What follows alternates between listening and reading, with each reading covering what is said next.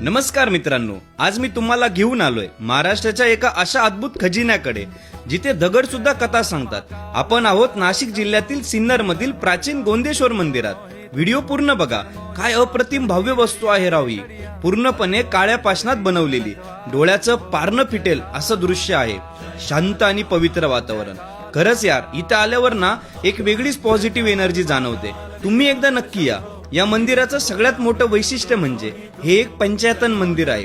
आता पंचायतन मंदिर म्हणजे काय, चला मी तुम्हाला दाखवतो। हे बघा, हे जे मधले मुख्य आणि सर्वात मोठं मंदिर आहे ते आहे देवांचे देव महादेवांचं। आणि याच्या चारही बाजूंना इथे सूर्यदेवाचं, इकडे भगवान विष्णूचं, मागे देवी पार्वतीचं आणि इथे आपल्या गणूबाप्पाचं, अशी छोटी 4 मंदिर आहेत। म्हणजेच एकाच भेटीत तुम्हाला 5 मुख्य देवतांचं दर्शन घडतं।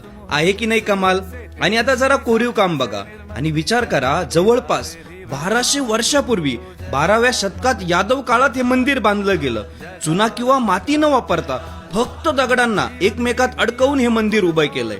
आपली भारतीय संस्कृती कशी होती हे यावरूनच कळतंय। तर मित्रांनो, तुम्हाला कोणासोबत त्या मंदिरात जायला आवडेल त्याला शेअर करून कमेंट मध्ये मेन्शन करा। भेटूया लवकरच एका नवीन ठिकाणी। तोपर्यंत ओम नमः शिवाय।